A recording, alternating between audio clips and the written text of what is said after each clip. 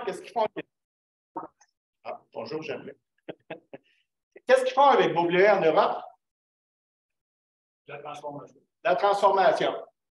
Donc, déjà là, on en parlait tantôt. C'est qui vos acheteurs de vos bleuets? Des consommateurs comme nous ou c'est des grands transformateurs européens? Donc, ces gens-là, c'est des bons négociateurs? Ils veulent-tu payer cher? OK, on en fait. Après ça, c'est l'Europe. Et le dernier, non le moindre, mais qui est en déclin, qui est le Japon. Là aussi, le Japon, il est plus cher, mais ce n'est pas tant le bio. Il y a un peu de bio, mais c'est surtout les exigences de ce pays-là. Par contre, le Japon, dans tous les secteurs que je suis, parce que moi, je travaille dans tous les secteurs de production, c'est un pays que toutes nos exportations baissent. Pourquoi vous pensez que le Japon est en déclin? Ils vieillissent encore plus vite que les Québécois. Donc, la population est très vieillissante, puis les jeunes, c'est un nouveau pattern, ça change. Fait qu'en gros, ce que je veux vous retenir en partant, quand on parle du prix, parce que ça, c'est le prix des bleuets congelés qu'on vend, nos nouveaux transformateurs vendent sur la planète, ça dépend de quoi, de bord leur prix? Du marché mondial. Et ça dépend combien ces gens-là vont le payer. Première chose. Deuxième élément, c'est quoi les bleuets qu'on voit apparaître maintenant 365 jours à l'épicerie au coin de la rue ici? Les corinnes. C'est une production mondiale qui est en très forte croissance. Puis, par chance, ça, c'est la production mondiale de tout bleuet. Corinnes et sauvages ensemble. En 2015, bien ça, 2016, excusez, là, on était à 2 milliards de livres dans le monde. Cette année, il va s'en faire 4,3, de doubler la production mondiale de blé. Par chance, le gros de la croissance va où? Un bleuet frais. Puis, est-ce que ça nous dérange, ça? Parce que les bleuets sauvages, on les vend comment, nos bleuets sauvages? Hein? On achète un petit peu frais, mais c'est surtout congelé. Mais le congelé au niveau mondial, c'est pas si mal. Il augmente, mais moins rapidement. Fait que même si le bleuet monte, tant que la consommation du frais reste bonne, ça nous donne une chance. Si la consommation de frais a ralenti, qu'est-ce qu'ils vont faire? Parce que les plantations continuent partout dans le monde, on va le voir tantôt. Là. On le congèle, donc il faut suivre ça. On va le voir ici. Les 5 principaux pays producteurs qui font 75 de la production mondiale. D'après vous, c'est qui le plus gros pays producteur de bleuets? Tout bleuet, corinne, sauvage ensemble. La Chine. Ah, ben oui, c'est dans le cahier. Regardez pas, là. Je ne suis pas un bon prof, j'ai donné le cahier réponse. Mais depuis quand ils sont en premier, les Chines? Ça fait pas longtemps, ils sont partis en fou. Oui, hein? Ah oui, ils sont en pleine expansion. Il y en a qui ont même questionné ces chiffres-là. Ça me provient de l'Association internationale des producteurs de bleuets. Enfin, pas des producteurs, mais de l'industrie du bleuet. Puis, ils sont 4-5 joueurs, dont un qui vend beaucoup des plants à travers la planète qui font ces chiffres-là. Des plants de bleuet corinne, bien entendu. La Chine exporte combien à l'extérieur? À peu près pas. Ils font pour leur consommation domestique. On peut en trouver un peu, mais ce n'est pas là. Le problème, c'est quand nous, on rentrait là, ils nous ont tassés. Puis là, s'ils tassent du corinne de là, il s'en va où le corinne? Il s'en va sur les autres marchés où on est présent. Il y a un effet cascade. Vous me suivez? Deuxième pays, les États-Unis. 825 millions de livres. Pérou. Pérou aussi, là, c'est en forte croissance. Le Pérou a créé un peu un choc dans le marché. Il est arrivé un événement il y a 3-4 ans, là, avec les Américains. Qu'est-ce qu'ils ont voulu faire, les Américains? Ceux qui ont suivi ça. Ils ont voulu mettre une taxe sur l'importation des bleuets. Ben, c'est parce que quand ils ont vu toutes ces croissances-là, les producteurs américains ils ont eu des baisses de prix. Là, ils ont dit hey, wow, on n'en veut plus. Ils ont demandé de mettre une taxe sur l'importation de vos bleuets. C'est un peu comme dans le bois. Hein? Vous connaissez ça dans le bois? La même chose. Par chance, on a gagné dans le Canada avec les autres pays. On a gagné la cause. Il n'y a pas eu de tarif. Mais s'il y avait eu un tarif, ça aurait été négatif pour vos prix. Après ça, j'ai le Chili. Le Canada, 5e si je mets les bleuets sauvages. 5e producteur mondial. Au Canada, les producteurs bleuets à corinne, c'est où ça? Colombie-Britannique font à peu près 90-95 du stock. Tandis que nous, dans l'Est, qu'est-ce qu'on retrouve? Les bleuets sauvages. Et ainsi de suite, vous avez les différents pays. C'est sûr que moi, il faut que je regarde un peu ce qui se passe dans ces pays-là. Regardez ici, ces graphiques-là, je vais y aller tout d'un coup. Ça, c'est juste les bleuets congelés en Corrèze, les sauvages. Là, j'ai juste isolé le congelé, qui est le marché qui nous intéresse. On voit que ça a augmenté. Le Corrèze de stable cette année. Là. Le sauvage, oups, il reprend. Un peu d'augmentation. On va le voir qui est produit, les bleuets congelés. L'Amérique du Nord, c'est la principale région où on fait du bleuet sauvage, on fait des bleuets congelés. C'est suivi de la Chine. Comme je disais tantôt, la question est venue. C'est consommé beaucoup domestiquement. Le troisième pays, c'est le Chili. Et le dernier, c'est l'Europe, qui, elle aussi, consomme beaucoup domestiquement ces produits. On a ici les données par région. L'Amérique du Nord, on va le voir tout de suite après, Canada, États-Unis. On a l'Amérique du Sud. L'Asie, c'est la Chine. Puis l'Europe, là, on l'a vu tantôt, c'est l'Espagne, entre autres, puis il y a quelques autres pays, le Maroc, entre autres, qui vont faire du bleuet congelé. La structure des marchés des bleuets sauvages, maintenant. Si on regarde les principaux pays, je voulais juste faire ressortir, en Amérique, sur le marché du bleuet congelé, c'est là que ça se passe beaucoup, en Amérique du Nord. Sur le 1,5 milliard de livres qui ont été congelés, il y en a 665 qui ont été en Amérique du Nord. Après ça, l'autre gros joueur, si j'enlève l'Asie, qui est la Chine, là, dans le fond, on a à peu près 665 sur 1 milliard. On a à peu près 65 de la transformation, mettons, dans le commerce plus régulier, qui se passe en Amérique du Nord. Donc, c'est important de suivre ce qui se passe aux États-Unis et au Canada. C'est là que ça se passe. L'autre joueur qu'il faut suivre, c'est l'Amérique du Sud, mais c'est le Chili. C'est quoi la particularité du Chili par rapport à vous? À part qu'ils font des bleuets en Corrèze? La température qui est inversée. Exactement. Fait qu'eux autres, là, ils commencent à congeler en ce moment. Là. Ils débutent leur récolte. Ils vont connaître le pic là, en janvier, février. Puis là, le dépendamment, comment ça va. Ce que je lis, moi, sur le Chili actuellement, c'est qu'ils sont en baisse de production. Par contre, parce qu'ils sont en train de replanter et de changer le variété de bleuets en Corrèze. Puis les variétés qui sont moins bonnes au goût, frais, qu'est-ce qu'ils font avec? Ils congèlent. Le congelé, ça se peut qu'il soit présent sur le marché un peu plus fortement sur le marché du congelé cette année. Fait que ça, il faut suivre ça de proche, puis c'est ce que j'essaie que je fais. Oui? Est-ce qu'il y a une différence entre le congelé, Corrèze, le bleuet sauvage?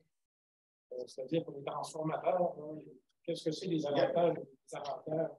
Ou est-ce que c'est pareil? Moi, ce que les transformateurs m'expliquent, deux choses. Notre bleuet, ben, vous savez, mais c'est l'eau. C'est que quand on le transfère, on le travaille en pâtisserie, il garde sa forme, il est plus intéressant. Puis vous allez le voir tantôt, votre bleuet, il se vend plus cher que le bleuet en Corrèze, normalement. Il y a des années, ce n'est pas toujours vrai, mais normalement, en moyenne, sur les 10 ou 15 dernières années, ça se vend à peu près 30 cents plus cher, parce qu'il vaut plus cher sur le marché. Il y a une meilleure qualité pour les transformateurs, un plus beau produit, il colore moins, il garde sa forme, il est plus intéressant à transformer que le bleuet en Corrèze.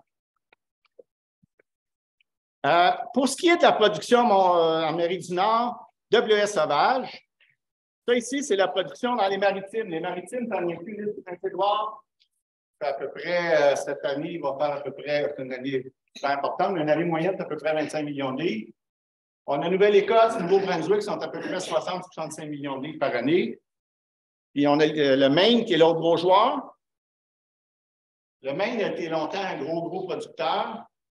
Mais ce qu'on observe, il y a des variations. Est-ce que la moyenne est à peu près stable dans le temps? Il n'y a pas beaucoup de développement de superficie en Amérique du Nord des bleuets sauvages.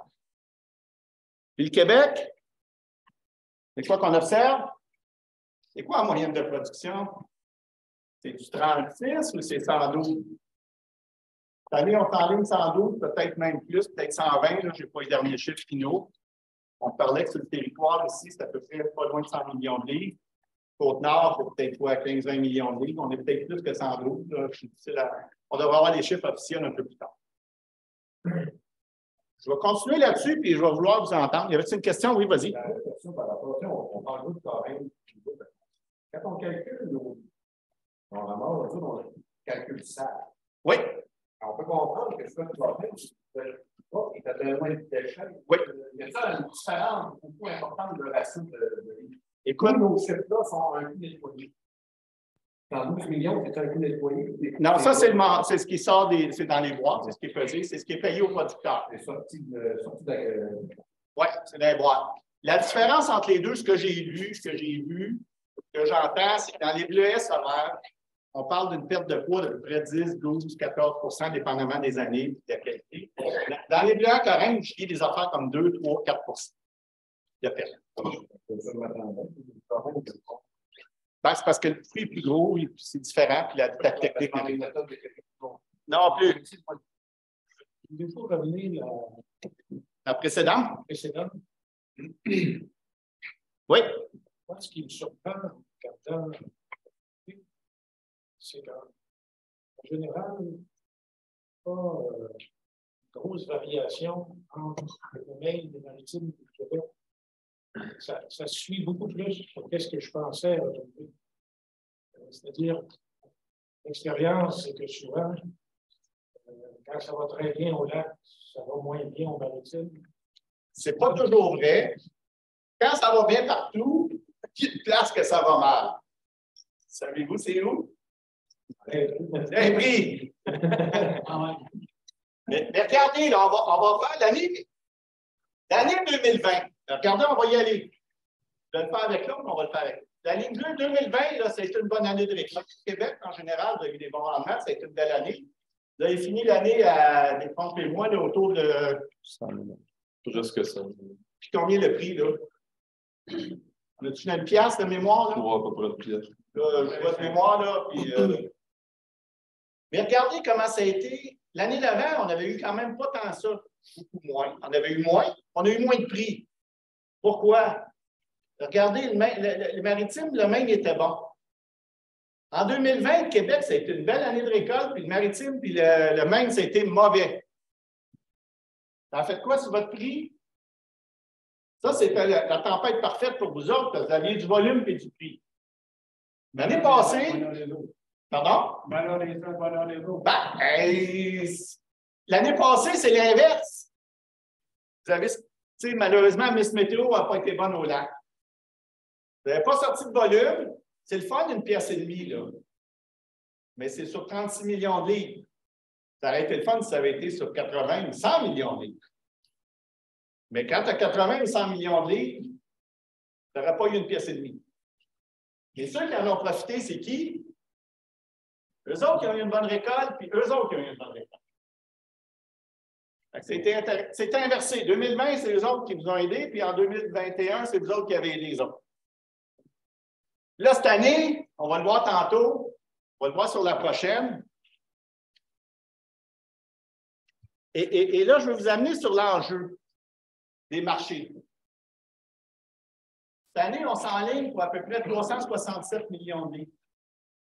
Toute l'Amérique du Nord, le Maine, les provinces maritimes et le Québec. J'ai fait la somme des trois courbes de tantôt. C'est quoi vous observez? 377, c'est une grosse production. La deuxième plus importante dans votre histoire, j'ai les données jusqu'en 1950, 60, je ne les ai pas toutes mises. Mais, écoute, on n'est pas loin du fameux record de 2016. Quoi la différence avec 2016 et de cette année? Le coût de la vie. Coût de la vie, mais est-ce qu'il y avait des inventaires en 2016? Il était déjà plein, puis ils ont eu une super grosse récolte. Ça lui sortait de partout. Moi, j'ai des clients ailleurs, dans d'autres secteurs de la transformation, qui, à un moment donné, sont même appelés fin 2016-2017. Ils m'ont dit, quand est-ce qu'ils vont sortir le stock de bleuets chez nous? J'ai besoin d'espace. Je n'aimerais pas l'entreprise qui m'a appelé. Mais essentiellement, la différence, cette année, il n'y avait pas d'inventaire. Il y avait zéro. Ils n'entraînaient plus. On va le voir tantôt, ils sont capables d'absorber. L'enjeu qu'on va voir tantôt, c'est s'ils l'absorbent et ils en gardent trop, l'année prochaine, j'ai une super grosse production. Bon. Fait que là, on va parler tantôt de l'enjeu des inventaires. Mais je vais vous amener, là, tantôt, je vous parlais, il y a des acheteurs en Europe, aux États-Unis, qui sont des acheteurs professionnels, qui développent des confiseries, des produits. Et là, quand ils appellent les transformateurs, les congélateurs vos transformateurs, vos acheteurs, que ce soit au Québec ou dans le Maine ou en Maritime, combien qu'on leur offre de produits? C'est-tu 234 millions? C'est-tu 367? Tu développes comment ton marché, à quelle hauteur? Mettons, là, vous êtes, pour 2 minutes, vous êtes une entreprise qui faisait des muffins au bleuet sauvage. Vous avez votre niche de marché, ça va super bien, votre marché est en croissance. Là, vous appelez l'année passée les transformateurs ou en 2020. Ah, j'ai 227 millions à t'offrir. Oui, mais moi, j'étais habitué de m'acheter les dernières années, tu m'en vendais 300. Qu'est-ce qu'il fait cet acheteur-là, final? Puis là, c'est pas parce qu'il ne veut pas y vendre, il ne les a pas. Ça, je vous dirais, c'est votre plus gros problème dans votre secteur. Cette cyclique. À quel niveau je développe le marché? Comment je sécurise les acheteurs? C'est sûr, l'enjeu, c'est vos inventaires. Il y a une production au Québec qui l'a géré, cet enjeu-là. La connaissez-vous? Sirop d'érable. Il y avait des inventaires, mais on pensait qu'ils se noyaient avec, puis ils n'en ont plus. Parce qu'ils ont connu un peu ça, mais eux autres, au lieu de les laisser rentrer sur le marché et casser les prix, ils l'ont stocké puis ils ont payé le stockage. Puis ils l'ont sorti dans les années comme ici. Ils l'ont vendu à bon prix. Ça, c'est sûr que c'est un enjeu important pour votre secteur. À quelle hauteur je développe mon marché? Puis comment je sécurise les approvisionnements de mes clients à l'autre bout? Très important. On va y revenir. Dans la structure garder des inventaires, ça augmente le coût de ben, c'est ça. L'enjeu, la question, pour ceux qui n'ont pas compris, c'est combien ça coûte de garder des inventaires de bleuets. Ça coûte beaucoup plus cher de conserver des bleuets sauvages congelés que des barils de sirop d'érable. Ce n'est pas la même game. Si c'était simple, ça serait réglé. Regardez ici la structure de prix. Ça, c'est les prix historiques que vous avez reçus depuis 2001. J'aurais pu retourner. C'est quoi vous observez? Moi, la dernière fois, j'ai vu un enfant de même, je demeure à Montréal. C'est juste en face de chez, pas loin de chez nous. Ça, une montagne russe. La ronde. C'est quoi, vous voyez? Vous avez eu des prix en 2001 de 27 cents ou 30 cents, là, je ne sais pas. Ça a monté jusqu'à une pièce et quelques en 2005-2006, ceux qui étaient là. Ça a tombé à 30 cents, ça a remonté, ça a rebaissé à 30 cents, puis là, c'est monté une pièce et demie.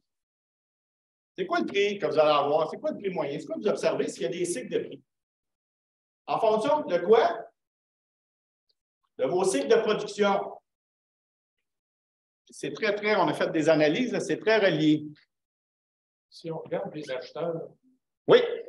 C'est quoi les produits qui sont interchangeables avec le bleuet? Dans votre cas, on fait des muffins au bleuet. S'il ne fait pas au bleuet, il ben, c'est ça. Des fois, il va commencer à changer sa recherche, il va faire de la recherche, il va peut-être en faire des gros bleuets. Parce qu'il va changer ses pratiques, puis il va changer ses procédés. Mais un coup qu'il a changé, va-t-il revenir en arrière? Pas nécessairement.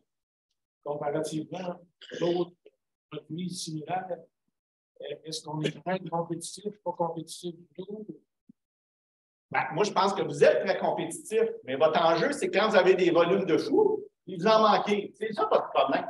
Ben, votre problème, le problème sectoriel, je pense. Mais tu es un acheteur, là, parce que là, si là, vous avez reçu une pièce et demie, parce que les autres, ils ont vendu 2 pièces et quelques. Même les exportations, on va le voir, il y a des mois, ça s'est vendu à 3 pièces la livre. Mais toi, tu es l'acheteur l'autre bout. Es-tu content de payer 3 pièces la livre et tu n'en as pas? Ça, c'est qu'il y a beaucoup d'acheteurs. Il y en a beaucoup, c'est partout sur la planète. Il y a plein d'acheteurs sur la planète. La demande est là. La demande est là, mais quand tu n'as pas le volume, tu fais quoi? Là, tu vends des prix de même. Essayez de vous mettre à l'autre bout de l'extérieur. On est tous pareils. Hein? Moi, j'ai des services à vendre, mais j'en achète des services où vous produisez des bleuets puis vous achetez des produits aussi. Quand tu es acheteur, essayez de vous mettre dans la tête que tu es l'acheteur qui fait des muffins. Toi, c'est quoi tu veux? Bon, oui, le moins cher possible, mais surtout, un approvisionnement constant. Tu veux un approvisionnement? Oui, allez-y. C'est quoi le volume pour maintenir un prix à 1 $ chaque année? Le volume à mettre sur le marché. Ben, je te dirais, regarde, je vais peut-être reculer quelques-unes. Moi, mon enjeu, ce n'est pas cette question-là. Parce que, regarde les bleuets en Corinthe, là. On va revenir sur la production. Mettons, je vais revenir à elle. Regarde ta production mondiale de bleuets, le bleuet frais. Est-ce que les bleuets frais sont effondrés, les prix, même s'ils ont augmenté beaucoup la production? Non. Par contre, c'est quoi qu'on regarde? C'est stable et prévisible. Fait que dans le fond, l'enjeu, c'est le développement de tes marchés. Si tu sais que tu n'as tout le temps 3-4 de plus, qu'est-ce que vous pensez que vos vendeurs des transformateurs de bleuets vont faire? Ils vont développer le marché de 2-3 ils vont chercher, ils vont flatter leurs clients, puis ils vont les garantir, puis ils vont s'attirer le coût, ils vont prendre des risques de marché. Fait que l'enjeu, ce n'est pas tant de volume, parce que moi, je me dis tout le temps, les bleuets sauvages, ils s'en produisent à peu près, on l'a vu tantôt, là, le gros du volume, il est produit en Amérique du Nord. Puis, heureusement pour vous, les bleuets sauvages, on ne peut pas en produire ailleurs, on ne peut pas prendre des rhizomes et aller planter ça partout et faire comme des bleuets corrects. Ça ne se développe pas. Vous l'avez vu, malgré les fluctuations de production, là, on n'a pas vu une super croissance. Votre problème, c'est les fluctuations. Puis là, je me dis, vu que vous avez une offre limitée, vous avez un potentiel de développement de marché incroyable, la planète. Mais il faut être capable, un coup que tu as développé le marché, de fournir le stock. Parce que si tu promets un acheteur, moi, t'en livrer dans le prochain, je ne sais pas moi, 1 million de livres, tu les as pas. Bon, ça peut arriver une année, il va comprendre. Mais l'année d'après, tu en as 2 millions à y offrir, puis l'autre année d'après, tu en as 400 000 à y offrir. Lui, il ne sait plus ce qu'il y a dans le fait. Ça, c'est un enjeu. Il est là le problème. C'est pour ça que votre prix fait ça. Parce que c'est difficile de développer. Je vais revenir où j'étais rendu.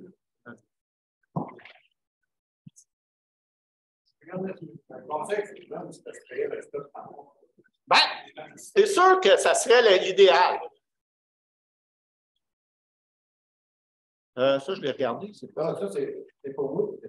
Transformateur. Je vais juste revenir, puis je vous reviens. Là. Je vais me retrouver. J'étais rendu là. Hein? C'est un transformateur. Bon, là, je m'en vais. On a parlé de la variabilité des prix. Les transformateurs. C'est qui les joueurs dans les autres provinces canadiennes? Il y en a 3. 2. Le plus gros, c'est lui. Oxford Food. Avez-vous déjà entendu ce nom-là? Lui, il doit acheter, pour m'aider, les transformateurs. Mais dans mon livre, à moi, il achète au moins 50 des bleuets en Amérique du Nord. Puis lui, là, comme entreprise, il s'est positionné comme quelqu'un, je dirais, qui fait du générique dans le bleuet sauvage. Lui, c'est le moindre coût, il passe du volume. Le prix de 30 cents, je ne veux pas l'accuser, mais il avait joué le jeu des stocks. C'est le 30 cents qu'on a eu, je pense, en 2016, vous en rappelez. Lui, il avait accumulé des stocks. Puis là, on est arrivé à une super grosse production en 2016. Ça, il sortait par les oreilles. Qu'est-ce qu'il a fait? Il n'arrête pas. Il a vidé ses inventaires, puis il a cassé les prix ont chuté. Carrément. Puis, retenez ça parce que tantôt, on va réfléchir sur les inventaires et qu'est-ce qui s'en vient cette année. Il a déjà commencé à se positionner, lui, dans le marché, ce que j'entends. Lui, il vient se coller sur le bleuet quand même dans le il ne veut pas d'inventaire. Il ne veut pas revivre ce qu'il a vécu en 2005. Lui, c'est le principal joueur à suivre sa formation du prix des bleuets sauvages que vous recevez. Après ça, tu as Wyman's. Est-ce qu'il y en a qui ont déjà entendu cette entreprise-là? Il y en a qui voyagent aux États-Unis? Pardon?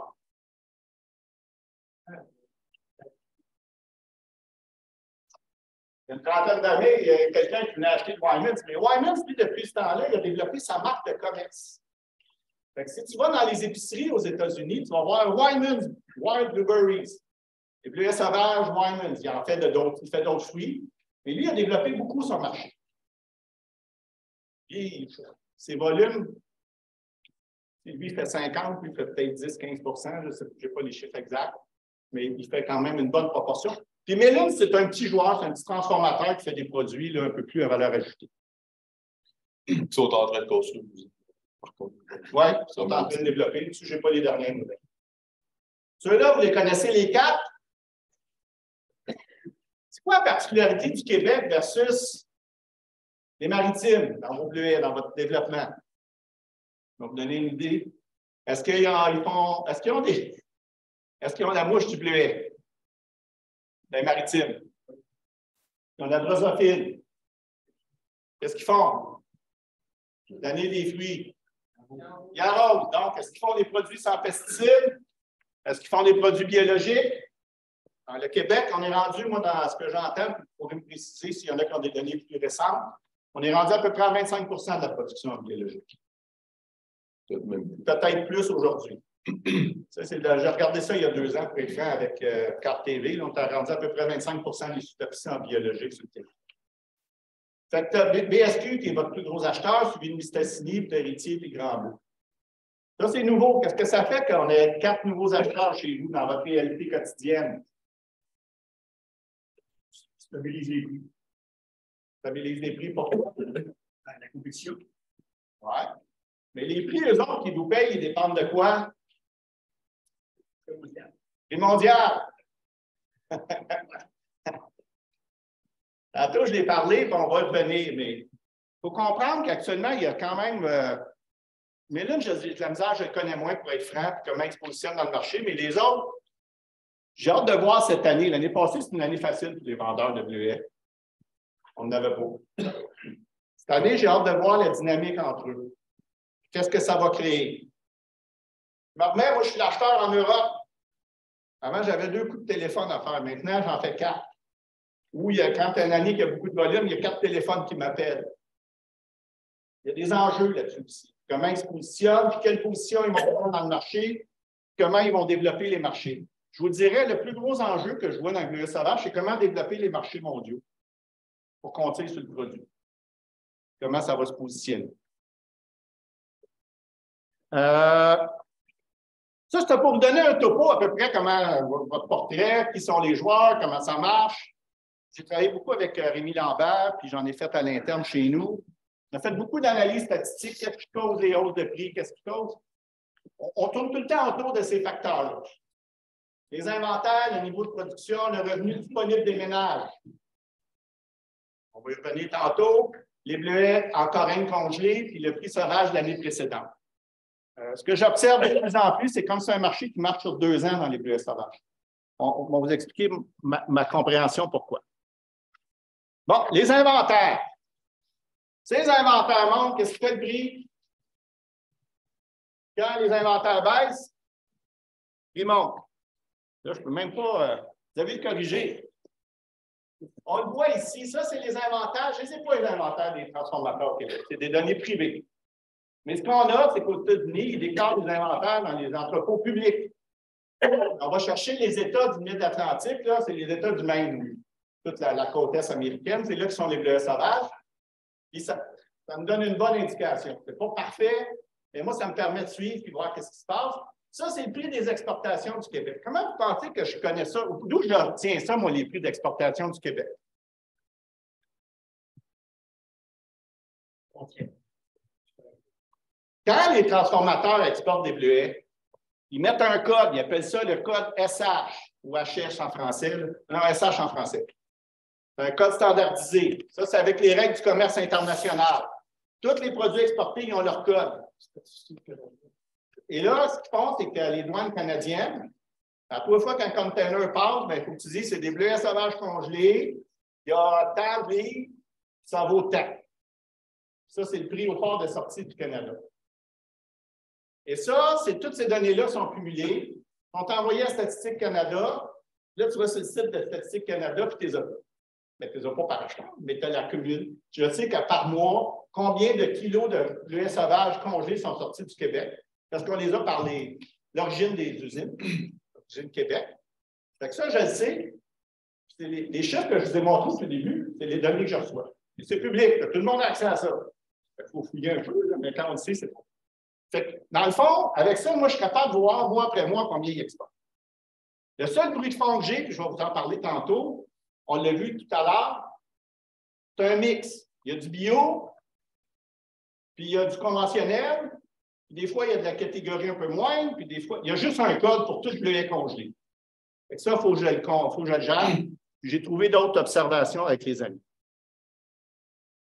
Le niveau de la production, quand elle monte, qu'est-ce que ça fait? Le prix, il baisse, puis quand la production baisse, le prix. On appelle ça le jeu de l'offre et de la demande. C'est tel quel. C'est toutes des données que j'ai. Puis ici, je travaille avec une moyenne mobile 2 ans. Pourquoi 2 ans? C'est parce que je n'ai pas les stocks privés. Mais avec les années, à force de fouiller, je me suis aperçu vraiment que le prix de l'année d'avant vient aider à négocier le prix de l'année qui s'en vient, puis le jeu des stocks peut permettre de jouer ça. C'est comme si votre prix, les transformateurs, ça joue sur 2 ans le prix. Ce n'est pas tranché au couteau comme ça. Et avec ça, ça m'a permis d'avoir une relation qui se tient. On va le voir tantôt. Oups, je suis allé du mauvais bord, là. Bon. Ce graphique-là, les données que je n'ai pas, je n'ai aucune statistique sur la consommation de bleuets sauvages congelés. J'ai des statistiques sur les consommations de bleuets congelés. J'ai des statistiques sur des bleuets frais consommés. Mais je n'ai pas les données. Mais quand j'accumule les deux, je regarde les deux ensemble, ici, la ligne bleue, c'est la production. Ça va jusqu'en 2022-2023. Tout bleuet. Je ne l'ai pas séparé sauvage correct. C'est quoi qu'on observe? Puis ça, ici, c'est la consommation. Dans le fond, j'ai pris la consommation par capita, que j'ai multiplié par la population canadienne-américaine, parce que c'est pour les deux pays. C'est quoi qu'on observe ici, là, quand ça s'est arrivé, vous aviez 30 cents. Là, depuis qu'on a ça, ça l'aide à soutenir les prix. Actuellement, là, la consommation tire sur le produit. Ça va très, très bien, la consommation des bleuets. Autant les bleuets frais, on l'a vu tantôt, que des bleuets congelés. Fait que ça, c'est positif. Ce que je ne sais pas cette année. Une autre observation qu'on peut faire aussi, c'est autant qu'on en produit, on réussit à tout lever dans le marché. Ceux qui lisent un peu sur le bleuet en global, pas juste le bleuet sauvage, c'est le fruit star. Puis, écoute, moi, je suis toujours surpris, les analystes, les spécialistes des marchés, continuent à dire que la demande va continuer à augmenter. À un moment donné, ça va freiner quand, je ne sais pas, mais là, ça va bien encore. Ça, tant que la consommation de frais va bien, ça vous donne un break. Puis là, l'enjeu que j'ai, c'est la consommation. Pourquoi tantôt, je vous ai parlé des revenus des ménages? Parce que les bleuets, c'est un produit qu'on appelle de luxe pour les économistes. Si je suis en récession et que je n'ai pas d'argent, où est-ce que je vais couper? Est-ce que les bleuets restent d'y passer? À moins qu'ils soient pas chers, 2 paquets pour. Bon, là, je vous demande ici, ça, c'est l'évolution des revenus disponibles par personne au Canada. C'est un indice, là. Ici, j'ai mis en rouge cette période-là. C'est quoi cette période-là? Oui. Qu'est-ce qui est arrivé pendant la COVID? Est-ce qu'on restait à la maison? Est-ce qu'il y a eu plein de chèques d'envoyer encore? Je pense qu'il disait, la vérificatrice, il me semble que j'ai pogné ça à monter en auto. La vérificatrice, elle disait qu'elle avait versé des milliards d'euros. Écoute, ils ont versé tellement d'argent que, regarde, le revenu, normalement, il montait tranquillement pas vite avec les gains de productivité de la société. On s'enrichit un petit peu, 1% par année. Là, bang! Pendant 2 ans, beaucoup d'argent, on ne voyage plus. Qu'est-ce qu'on a fait avec notre argent? Et les bleuets sauvages ont été un grand gagnant. Là. Rappelez-vous, au début de la COVID, tous les fruits, les légumes congelés, il en restait-tu dans les épiceries? Ça s'est vidé, là, c'était l'enfer. Et les consommateurs en ont consommé beaucoup des bleuets. Aux États-Unis, il y a l'Association des producteurs de bleuets en Torrent qui embauche la firme Nielsen. J'aimerais ça que le syndicat le fasse, mais il faudrait qu'ils haussent vos contributions pas mal parce que ça coûte très cher cette année. Mais ils ont tous publié ça sur leur site. La consommation de bleuets a fait comme ça, de bleuets congelés, bleuets frais, bleuets biologiques. Ça a été très, très positif. Là, on retombe en normal, puis qu'est-ce qui risque d'arriver l'an prochain? Récession.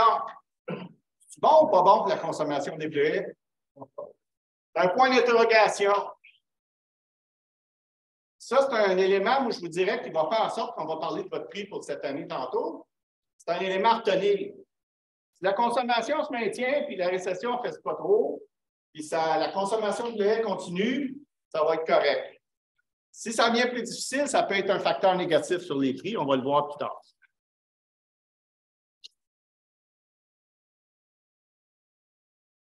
Mais regardez aux États-Unis, production de bleuets en Corrèze, très congelé, on le voit, là. Tu sais, quand ici, ils ont manqué de production, celui qui a baissé, c'est le congelé. Les deux se maintiennent, mais là, ça commence à plafonner. Ça va être à suivre qu'est-ce qui va se passer du côté des Américains dans les prochaines années.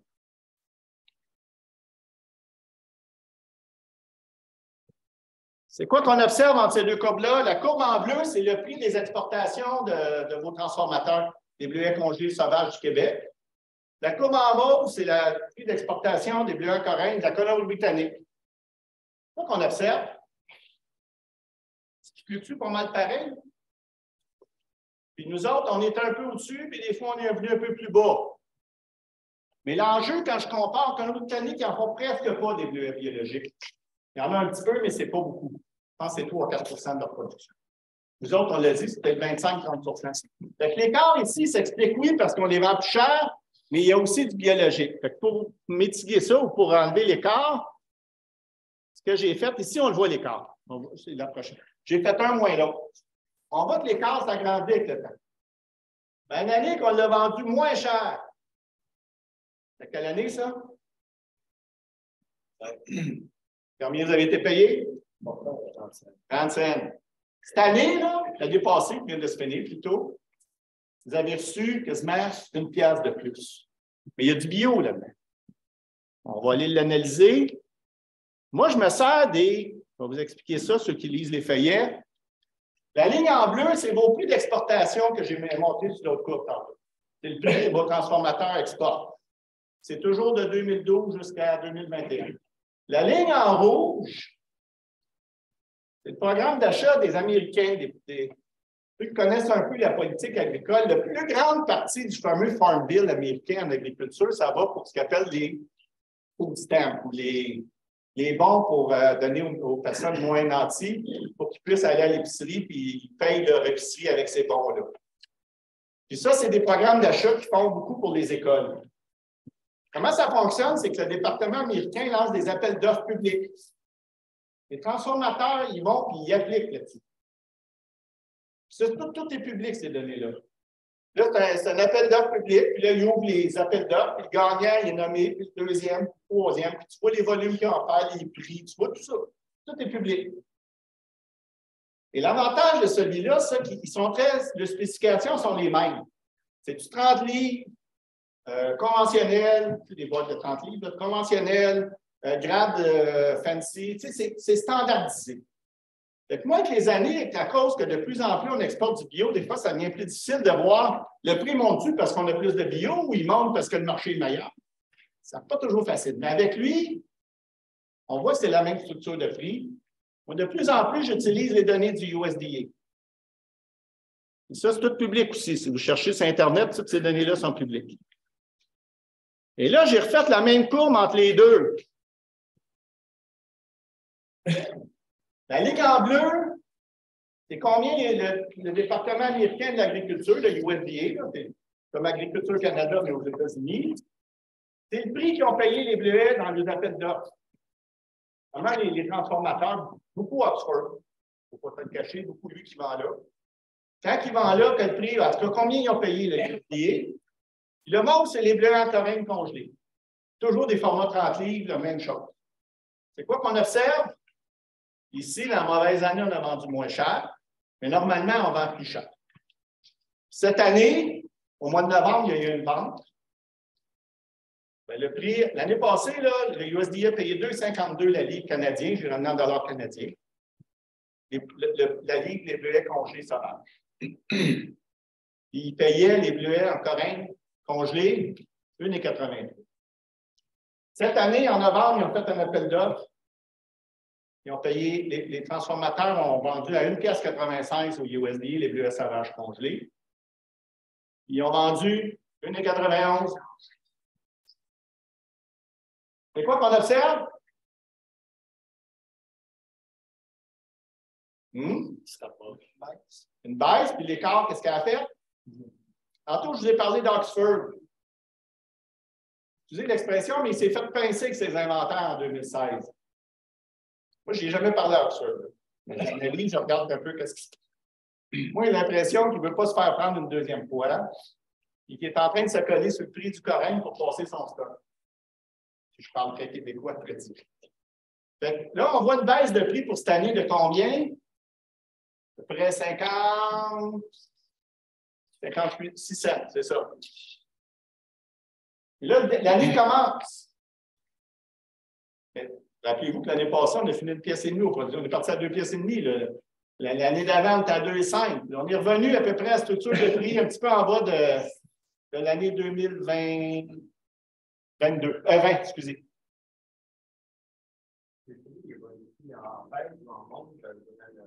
Ben, regarde, c'est là l'historique. Dans la même année. Je vais montrer ça tout de suite après. C'est une très bonne question. Je l'ai traité, mais c'est quand je vais faire le bilan. Je vous reviens dans peut-être 5 minutes, mais je vais répondre à ça. Et alors, dans le fond, si vous voulez savoir l'écart historique entre les bleuets corail et sauvages conventionnels, c'est 37 en moyenne sur la période. Donc, à votre question, tantôt, on les vend plus cher, ça vaut plus cher? Oui.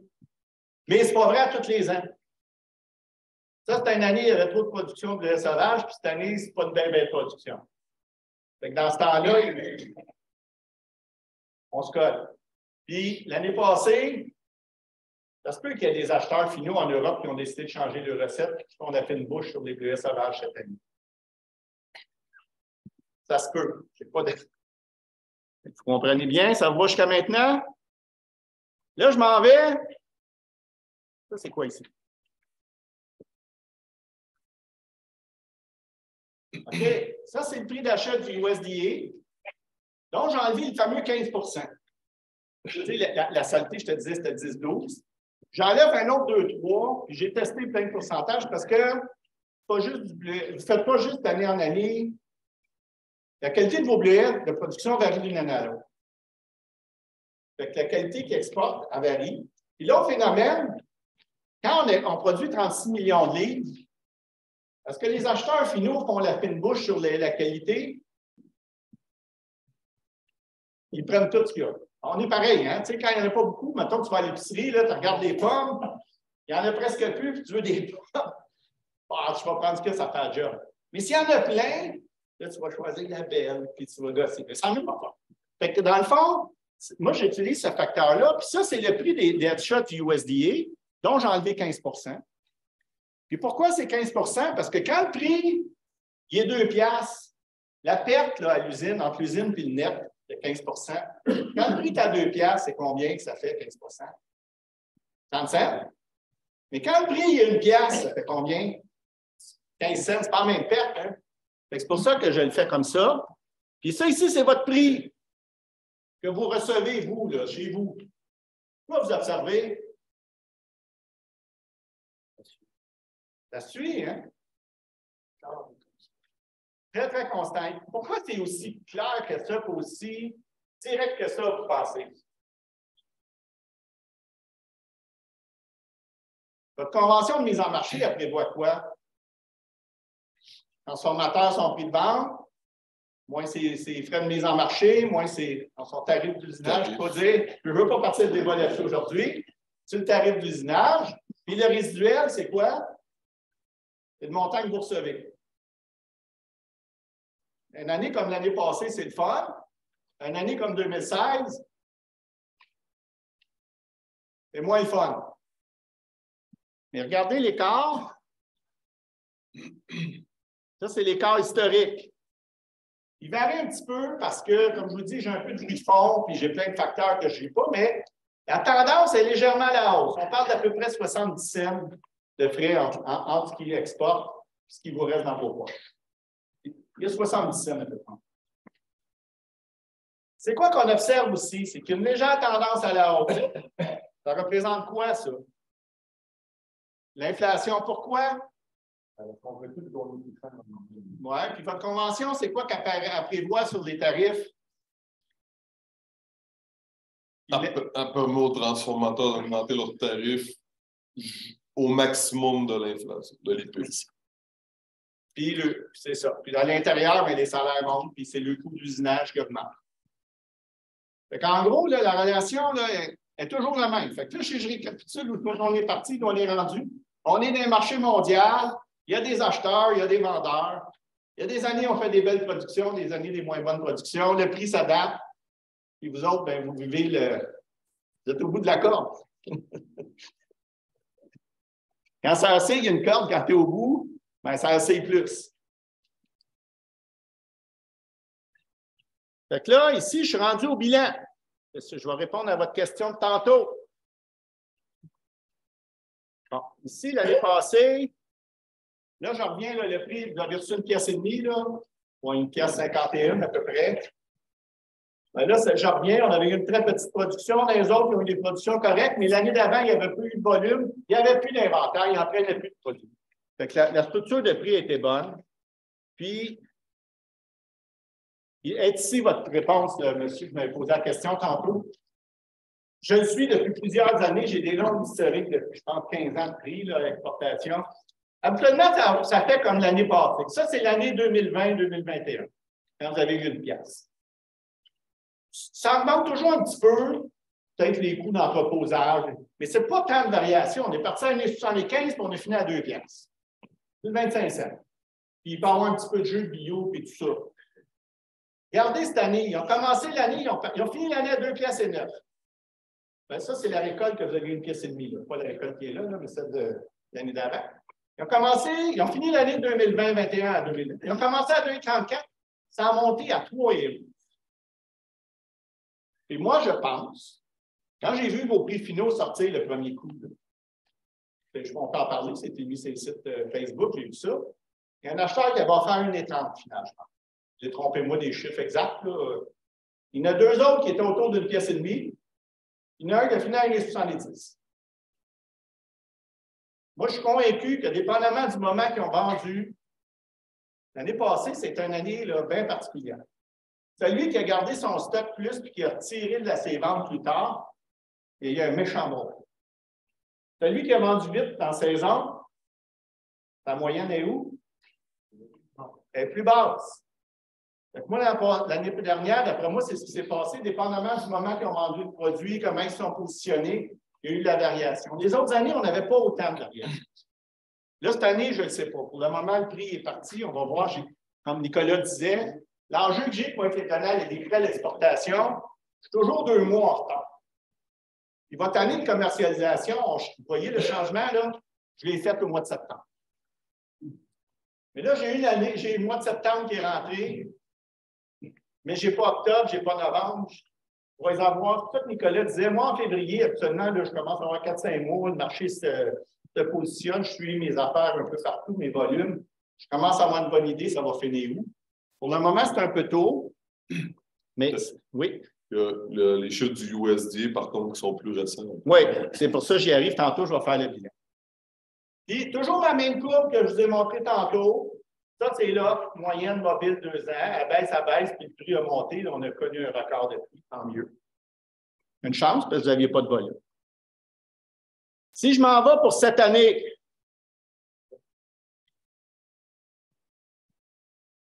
là, je sais que vous avez la réponse, là, mais regardez-la pas.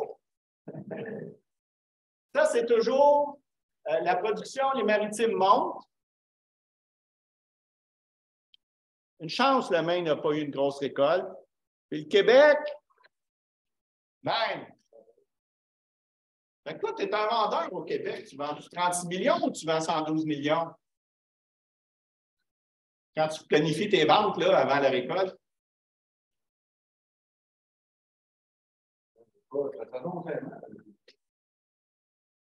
Nous, au mois de mai, on n'était pas encouragés.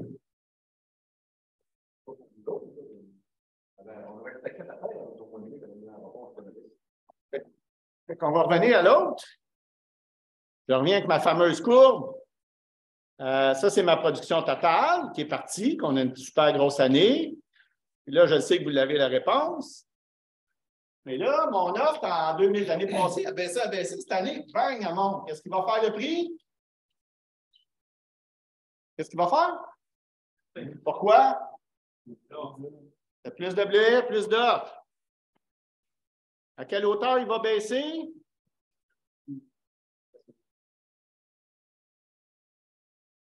Tantôt, à date, là, j'ai perdu 56 cents, on l'avait montré dans les autres. Ben, mon offre a monté, le USDA a baissé, ma courbe, elle se tient toujours, la relation est toujours là, la logique économique que j'observe depuis 12 ans est toujours là. On baisse à 1,96. C'est quand même pas à date pour le moment la catastrophe, là. Ce que je sais pas. En américain ou en canadien?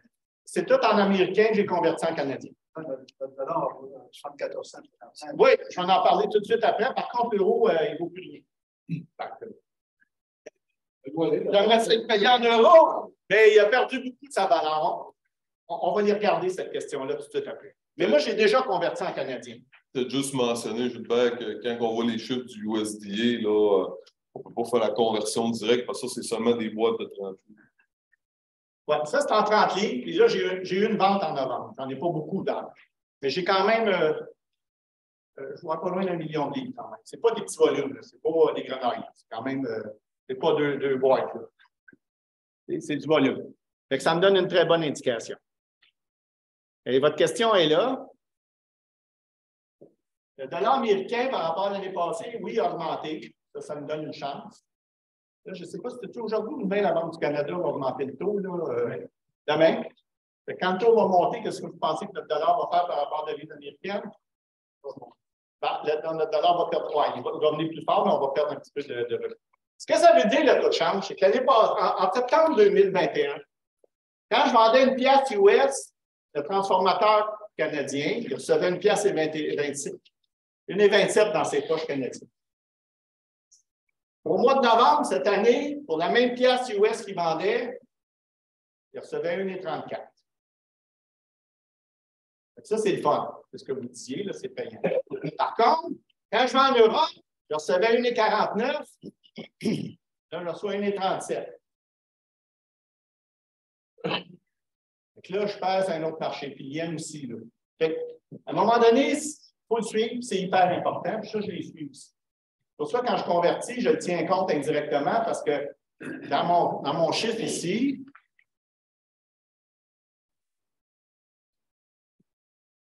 je l'ai converti à une pièce et 30, puis ici, j'étais à 1,28.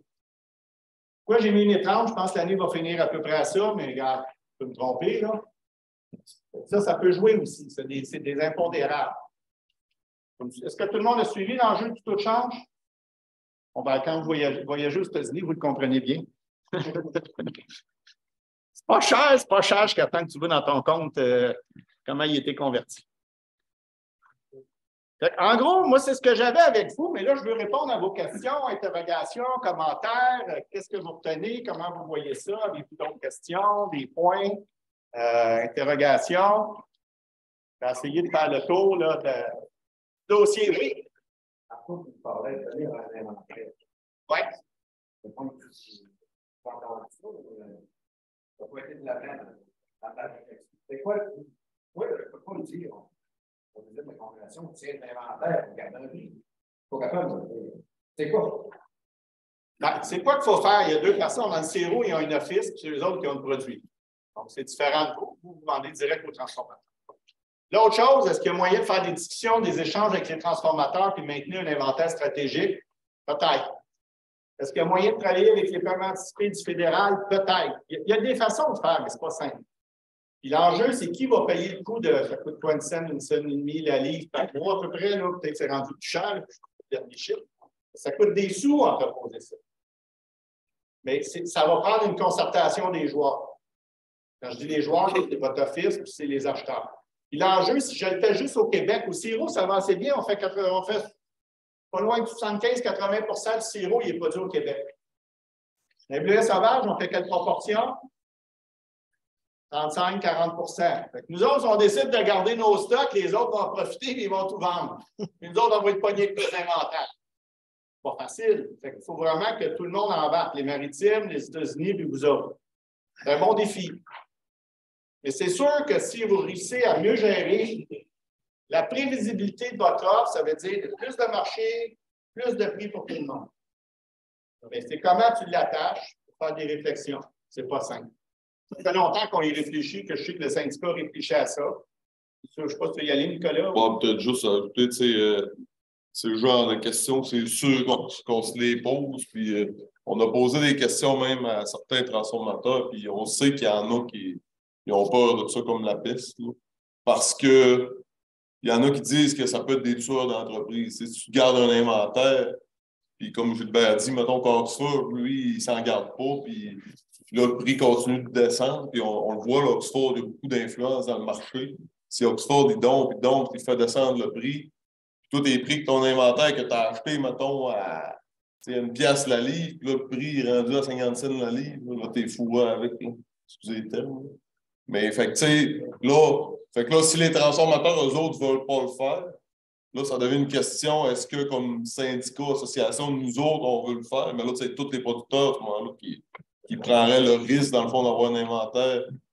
Puis en plus, ben, c'est comme Gilbert dit, il faudrait comme s'associer avec les maritimes, puis même, à la limite, le même pour avoir le plus de poids possible. Parce que si t'es qu'un poids qui fait ça, en tout cas. En 2016, je me disais, il y avait un inventaire des années précédentes. Ben, là, il fallait peut-être plus. Oui, mais regarde, quand on est capable de tout écouler, je pense que c'est quand même une bonne idée quand même de nous. Oh, oui, quand le marché tire, mais quand il est à 30 cents, Ben, c'est là qu'il faut retenir nos ventes. ben, c'est ça. Mais lui, il l'a fait les 2 années d'avant. Il n'avait pas payé 30 cents, nos producteurs, ces bleuets-là. Ils avaient payé 50 puis 65, ou je ne sais plus. Ouais. C'est Oxford, ça fait 2-3 ans qu'il n'accumulait des inventaires avant 2016.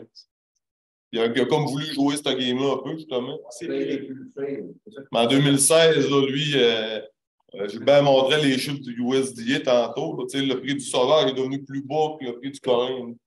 Puis on le voyait avec les chiffres du USDA parce que tu vois qui bid, là, comme le disait Gilbert. Puis tu voyais, mettons, Wyman, puis Allen, puis les autres, je sais pas, il avait fait une offre au gouvernement des États-Unis, mettons, à 2 piastres la livre, les bleuets congelés. Puis là, à côté, tu avais Oxford, lui, c'était à 1 piastre. On voyait qu'il tombait parce qu'il y avait trop accumulé d'inventaire. Puis là, il s'est dit, là, c'est assez fou. Ou il s'est dit, c'est pas payé de garder l'inventaire. Ben là, Ou son banquier, il a peut-être fortement encouragé lui, des clients des banques. ouais. Une misère sur une mauvaise année de production. Exact. Il a gagné et il s'est brûlé. Oui. Ils ont moins cher. Je n'ai pas mis à jour les chiffres, là, mais à peu près 7-8 cents, je te dirais. Ça coûte Oui, entre autres. Le rendement est plus élevé, par contre, il met beaucoup plus d'intrants. Ça, je l'ai analysé, puis là, j'en mets avec la hausse des coûts des pesticides, puis des fertilisants, puis tout ça. Mais j'avais figuré qu'autour de 70 cents, j'étais à peu près break-even maritime. Quand le prix est plus haut de 70 cents, c'est avantage des maritimes. Quand il est en dessous de 70 cents, c'est plus payant pour vous autres, vous avez moins de coûts d'intrants. Il y avait une question dans le fond. Oui. Vous voyez les différents villes, En 2016, ça. Non, mais en novembre, là-dessus, de 96, les autres provinces sont là aussi. Bien, Oxford, c'est le leader de prix. Ça, les autres, ça ressemblait à quoi? Ben, je ne sais pas l'information. On bien ça. Je vais leur demander. Ah, mais les billes, les autres transformateurs. Il n'avait pas. Il y a seulement lui qui a offert. Il n'avait pas les autres. D'habitude, tu vois les 2 autres. Je ne l'avais pas en avant. C'est le seul qui a bidé. Mais c'est clair que s'il vend les 96 au USDA, c'est parce que les coûts sont compte. Moi, ce qui m'encourage, les autres ne sont pas allés. Ça veut dire qu'ils ont des marchés, comment ils se positionnent, ils sont en attente, qu'ils regardent, je ne sais pas. Bon, l'autre phénomène, je n'ai pas parlé, je suis allé vite tantôt sur la production mondiale de bleuets sauvages. Je produis des bleuets sauvages en Scandinavie et en Ukraine.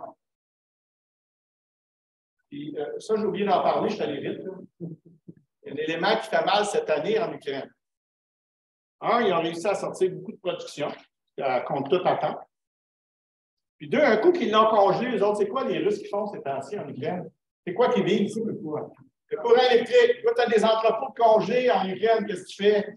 Tu attends que les Russes coupent l'électricité ou tu t'en débarrasses plus vite?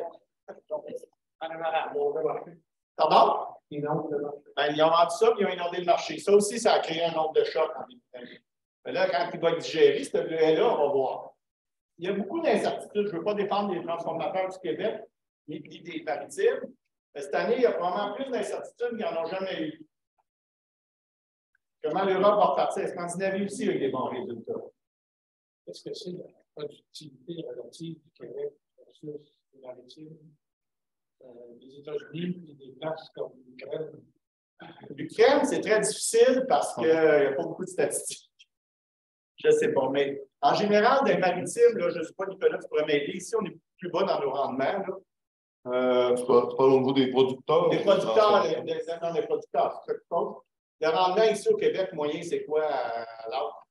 Je pense. Dans la statistique, c'était quelque chose, c'était même pas 2000 livres à l'heure. 2000, 2500, en tout cas, on plus à 3500, 4000. Mais tu as toute la question des bleutières en développement qu'on a plus que d'autres.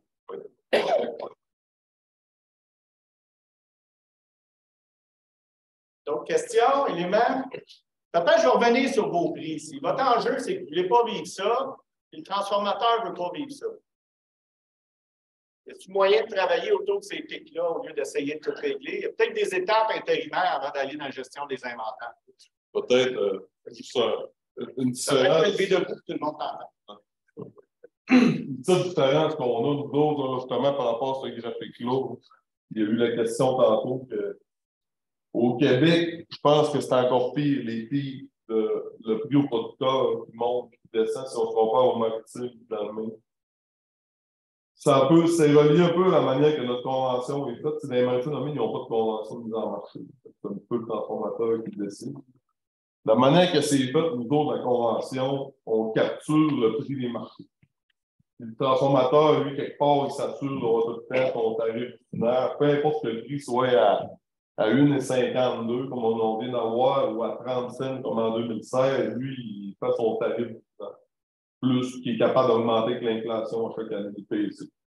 Fait que ça, ce que ça fait, c'est que quand les prix sur les marchés montent beaucoup, ben c'est avant nous autres, si on se compare aux maritimes dans le Maine, c'est avantageux pour nous autres, parce que le prix de la hausse des marchés, il revient quasiment tout aux producteurs.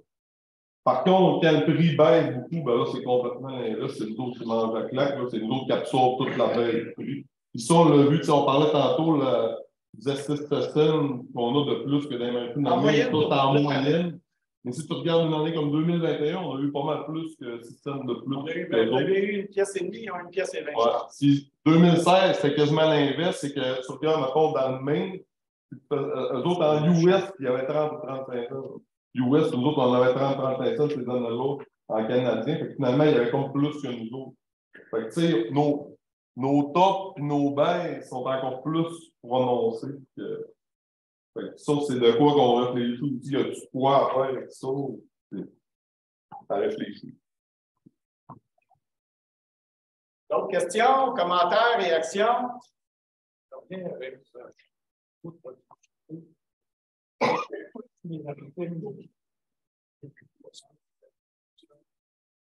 Peut-être poser votre question plus fort, parce que je ne suis pas sûr qu'ils entendent en arrière. Si le niveau de productivité au maritime est 60 ou 80% plus élevé,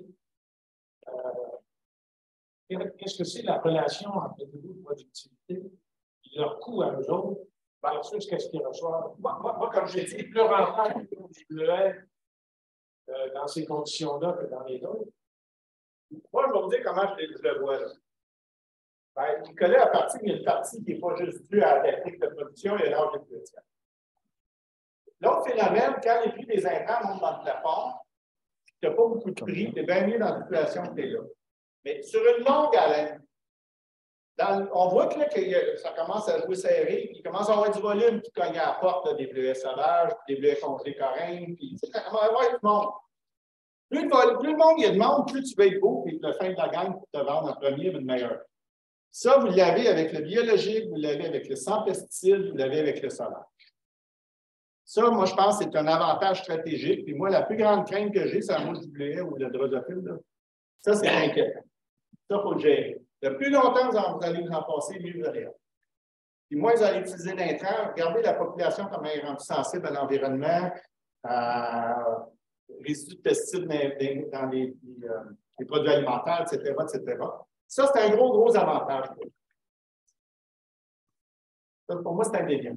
C'est gagné à long terme. Ce qu'il faut faire, c'est travailler à l'interne, vous, comme producteur.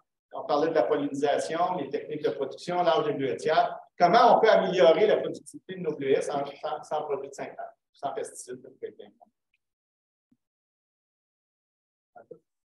Et comment je le vois d'un point de vue stratégique.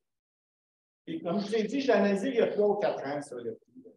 Mon point d'inflexion, il est autour de 77, mais à l'époque, les fertilisants, les produits qui sont là, les pesticides non. Donc là, je suis peut-être rendu à 80, 80. Fait que je ne suis pas sûr que vous êtes si perdant que ça. Est-ce que le Maine ressemble plus aux maritimes? Le Maine est pareil que les maritimes. Pareil. Oui. Il y a une grosse affaire sur le Maine. D'ailleurs, tantôt, quand j'ai présenté Oxford, Wyman, on présente, il y a un pied en Maine et un pied à la maritime. Oxford est en l'île du Prince-Édouard, puis pas Oxford, Wyman, c'est l'île du Prince-Édouard, puis à Maine. Puis Oxford, ben, il est au Nouveau-Brunswick maintenant, de l'Écosse, dans le Maine. Il y a peut-être d'autres usines ailleurs que je ne connais pas, mais il faut s'en va le mériter. Merci.